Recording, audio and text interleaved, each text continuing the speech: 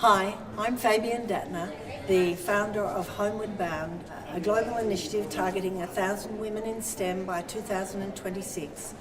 All women currently leading or thinking of taking up leadership roles in our world today. This extraordinary initiative has gone viral. Millions of people have heard about it globally. We now have 28 nations participating, and it is a rolling wave of building leadership capability to elevate the visibility and influence of women in our world for the greater good. I confess I joined IWF a little naively, but in great need.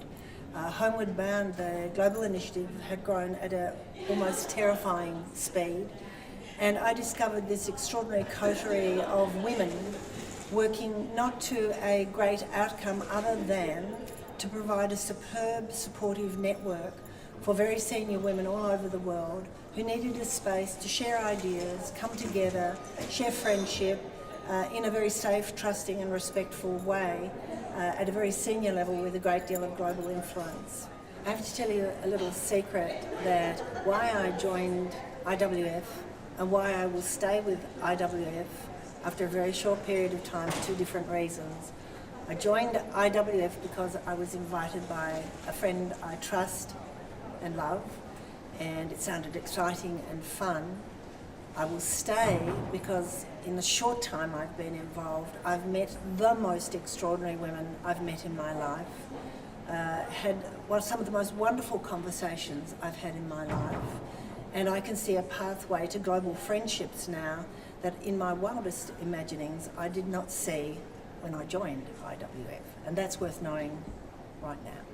So I'm not a big one for jumping into things lightly, and instead of going to the famous IWF Dattner round as my first introduction to IWF, I've come to the conference in Melbourne, and I have to say it is one of the most spellbinding, intelligent, companionable, thoughtful, loving events I've ever been to. The quality of the design is fabulous. We're not talking about trivial things, we are talking about things that really matter in our world to an audience of women who are able to do something about what they're hearing. Conversations are rich, they're funny, they're warm. I confess, last night when I got home, I was exhausted, and I'm exhausted because every person you talk to has something unique to tell about a perspective on the world, from ex-Olympic rower turned doctor, to head of a regional bank in North America, to head of a philanthropic arm of a big insurer in Australia. Every conversation has been rich, informative and inviting.